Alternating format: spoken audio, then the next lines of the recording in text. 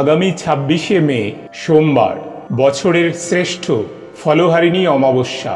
এই দিন ভুলেও খাবেন না এই ৩টি সবজি আর এই একটি ফল। রোগের জ্বালা, আর্থিক কষ্ট, চরম অশান্তি এবং সংসারে দুর্ভাগ্য আসবেই। সনাতন হিন্দু শাস্ত্র মতে জ্যৈষ্ঠ মাসের এই অমাবস্যাকে অত্যন্ত পবিত্র দিন হিসাবে দেখা হয়। এই তিথিকে শুধু আধ্যাত্মিক দৃষ্টিতে নয়, কালী পূজা, পিতৃতর্পণ এবং ব্রত পালনের জন্য অত্যন্ত শুভ বলে মানা হয়।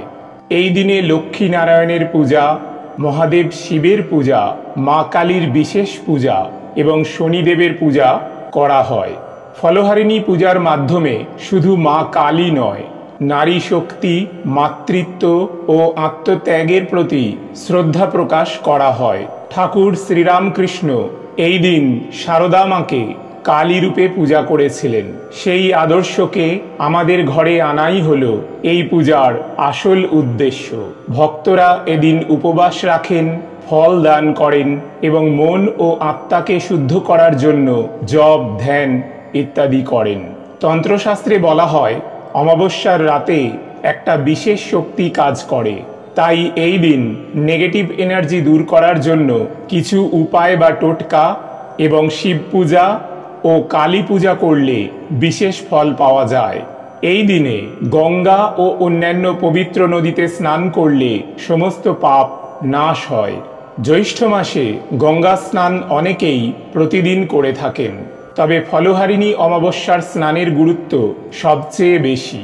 শাস্ত্র অনুসারে ফলহারিণী অমাবস্যা তিথিতে বিভিন্ন ধরনের পুজো এবং জ্যোতিষ ও তান্ত্রিক মতে নানান ক্রিয়া করা হয়। জ্যোতিষশাস্ত্র ও বাস্তুশাস্ত্র মতেও জ্যৈষ্ঠ মাসের এই অমাবস্যা তিথি বেশ গুরুত্বপূর্ণ। নমস্কার বন্ধুরা, আজকের নতুন পর্বে আপনাদের সকলকে স্বাগত জানাই। আজ আমরা জানব স্বয়ং ভগবান কৃষ্ণের বলা ফলহারিণী অমাবস্যার দিন কোন কোন ৩টি সবজি এবং কোন ফলটি খাওয়া উচিত নয়। এই দিন যে ফল এবং সবজিগুলি খেলে জীবনে ঘনিয়ে আসতে পারে চরম দারিদ্রতা, পরিবারের সদস্যদের লেগে থাকবে নানান রোগ ব্যাধি, ঘরে বাইরে অকারণে সৃষ্টি হবে অশান্তি, কাজে কর্মে বাধা আসবে, আপনি ভালো কথা বললেও লোকে সেটাকে খারাপভাবে নেবে, সংসারে নেমে আসবে চরম দুর্ভাগ্য। আপনি ফলহারিণী অমাবস্যার ব্রত পালন করুন অথবা নাই করুন, তবে এই দিন অবশ্যই শাস্ত্র অনুসারে নিষিদ্ধ খাবারগুলি এড়িয়ে চলুন। তাহলে বাস্তুদোষ দূর হবে এবং আপনি আর আপনার পরিবার সুস্থ থাকবেন, সুরক্ষিত থাকবেন। বন্ধুরা, এর সঙ্গে আমরা জেনে নেব ফলহারিণী কালী পূজার গোপন ও শক্তিশালী 4টি উপায় বা টোটকা, যা আপনার সংসারে সুখ ও শান্তি বৃদ্ধি করতে সাহায্য করবে। বিশুদ্ধ সিদ্ধান্ত পঞ্জিকা মতে ২৬শে মে ২০২৫ সোমবার দুপুর ১২:১৩ অমাবস্যা শুরু হচ্ছে এবং ২৭শে মে মঙ্গলবার সকাল ৮:৩২ পর্যন্ত অমাবস্যা থাকবে। ২৬শে মে সোমবার ফলহারিণী অমাবস্যার নিশি পালন এবং ফলহারিণী অমাবস্যার কালী পূজা অনুষ্ঠিত হবে এবং ২৭শে মে মঙ্গলবার অমাবস্যার ব্রত ও উপবাস পালিত হবে। বন্ধুরা, ফলহারিণী মানে যিনি আমাদের কর্মফল নাশ করেন বা কর্মফল হরণ করেন, বিশেষত পাপ ফল। ফলহারিণী অমাবস্যা শক্তি সাধনার পক্ষে অত্যন্ত গুরুত্বপূর্ণ তিথি। এই তিথিতে ১৮৭২ সালে দক্ষিণেশ্বরে ঠাকুর শ্রীরামকৃষ্ণ স্বয়ং মা শারদা দেবীকে মা কালী রূপে পূজা করেছিলেন। তিনি শারদা মাকে আসনে বসিয়ে শ্রদ্ধা, ভক্তি ও পূর্ণ অনুভূতির সঙ্গে শক্তিরূপে পূজা করেন। এই ঘটনাটি এক ঐতিহাসিক ও আধ্যাত্মিক মুহূর্ত, যেখানে এক জীবন্ত নারীকে দেবী রূপে আরাধনা করা হয়। এই অমাবস্যা তিথি তান্ত্রিক ও শক্তি উপাসকদের জন্য খুবই পবিত্র। এটি মা কালী বা মা দুর্গার আরাধনার জন্য আদর্শ তিথি। বিশেষত যারা তন্ত্র, উপাসনা অথবা কামনা সিদ্ধির জন্য নির্দিষ্ট ব্রত পালন করেন, এই দিন উপবাস, জপ, দান, ব্রত ইত্যাদি পালন করলে পূর্বজন্মের ও বর্তমান জন্মের পাপ দূর হয় এবং ফল লাভ হয়। সেই জন্য এর নাম ফলহারিণী বা ফল হরণকারী অমাবস্যা। ফলহারিণী অমাবস্যার দিন ভগবান বিষ্ণু, ভগবান শিব, মা লক্ষ্মী, মা কালী এবং শনিদেবের পূজা করলে তা বিশেষ আশীর্বাদ নিয়ে আসে। এছাড়া ফলহারিণী অমাবস্যায় পূর্বপুরুষদের উদ্দেশ্যে তর্পণের পাশাপাশি দানের বিশেষ মাহাত্ম্য রয়েছে। পুণ্য অর্জনের সুযোগ প্রদান করে এই ফলহারিণী অমাবস্যা। এই তিথিতে পূর্বপুরুষদের উদ্দেশ্যে তর্পণ ও দান করলে তাদের আত্মা তৃপ্ত হয় ও তারা মোক্ষ লাভ করেন।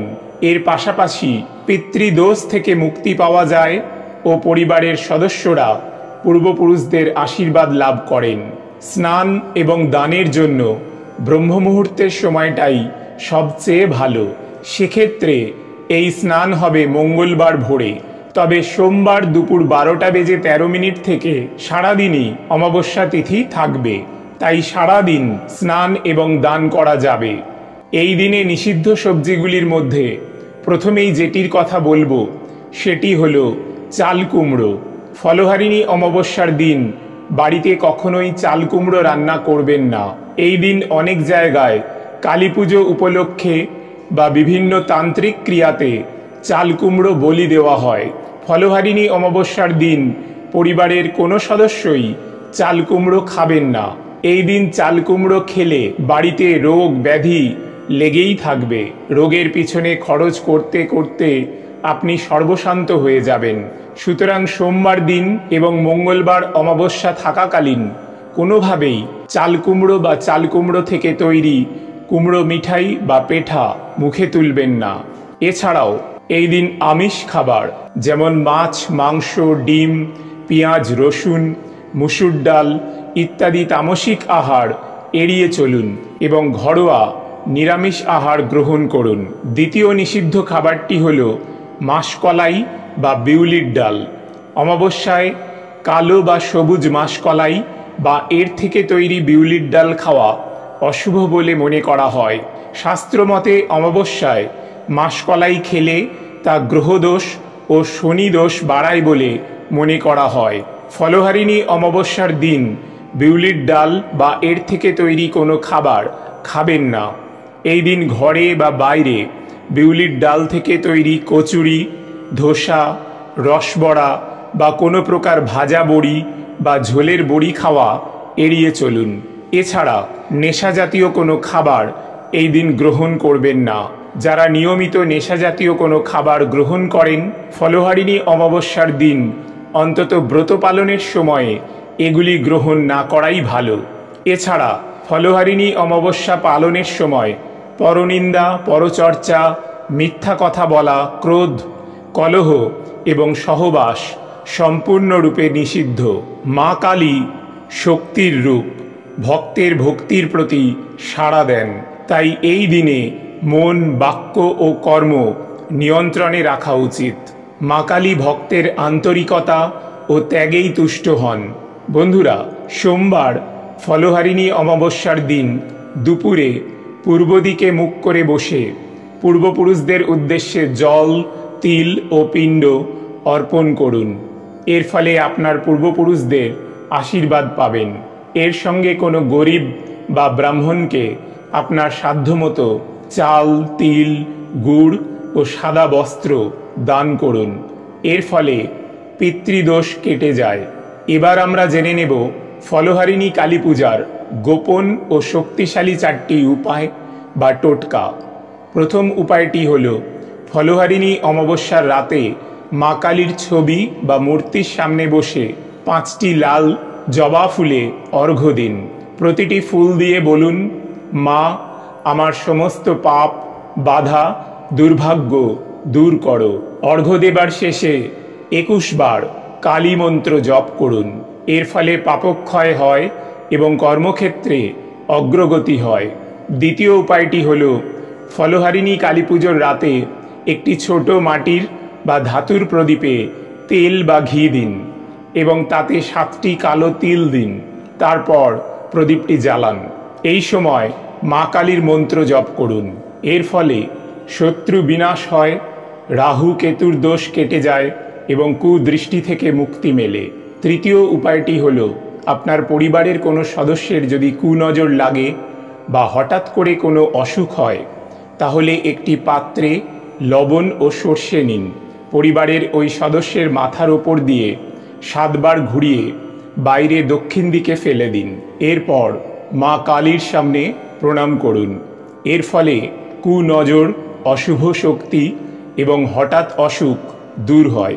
চতুর্থ উপায়টি হল, একটি লাল রঙের ফল যেমন আপেল, বেদানা বা লাল রঙের পাকা আম এই দিন সন্ধ্যায় অথবা রাতে মা কালীর পায়ে নিবেদন করে বলুন, মা, আমার জীবনে মঙ্গল হোক, আমার ইচ্ছা পূর্ণ করো। পরের দিন সেই ফল প্রসাদ হিসাবে গ্রহণ করুন। এর ফলে আপনার মনের ইচ্ছা পূরণ হবে ও দাম্পত্য জীবনে সুখ আসবে।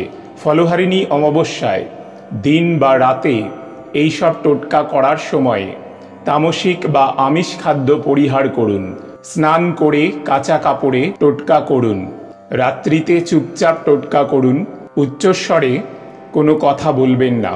টোটকা করার পর কিছুক্ষণ মা কালীর মূর্তি বা ছবির কাছে বসে থাকুন। ফলহারিণী অমাবস্যার দিনে বাড়িতে রান্না করা নিরামিষ খাবার খেলে, উপবাস, দান এবং জপ তপ করলে বহু পুণ্য লাভ হয়। বিশেষ করে গরিবদের সাধ্যমতো অন্নদান ও বস্ত্রদান করলে কষ্ট দূর হয় এবং সংসারে শান্তি আসে। হিন্দু শাস্ত্র অনুসারে ফলহারিণী অমাবস্যার দিন তৃতীয় যে সবজিটি খেতে নিষেধ করা হয়েছে সেটি হলো কুমড়ো। কুমড়ো খেতে সুস্বাদু হলেও এটাও একটি নিষিদ্ধ খাবার এবং ফলহারিণী অমাবস্যার দিন বিভিন্ন উদ্দেশ্যে কুমড়ো বলি দেওয়া হয়। তাই এই দিন বাড়িতে কুমড়ো রান্না করবেন না এবং কোনোভাবে তা খাবেনও না। এছাড়া এই দিন কোনো কালো ফল যেমন কালো আঙুর বা কালো জাম খাবেন না। অমাবস্যায় কালো ফল খেলে দেহ মনে তামসিকতা বৃদ্ধি করে। এই নিষিদ্ধ খাবারগুলি এই দিন এড়িয়ে চলুন। এর ফলে আপনার বাড়ি নেগেটিভ শক্তির হাত থেকে মুক্ত থাকবে এবং বাস্তুদোষ দূর হবে। এছাড়া এই দিন সকল প্রকার ক্ষৌরকর্ম তথা চুলদাড়ি কাটা ও নখ কাটা থেকে বিরত থাকুন। বন্ধুরা, আশা করি ভিডিওটি আপনাদের সামান্য হলেও উপকারে আসবে। ভগবান কৃষ্ণ, ভগবান শিব এবং মা কালীর কৃপায় আপনারা সবাই ভালো থাকুন, সুস্থ থাকুন, এই প্রার্থনা করি। আজ তাহলে এখানেই ইতি করলাম। জয় ভগবান কৃষ্ণ, জয় মা কালী, জয় গুরু।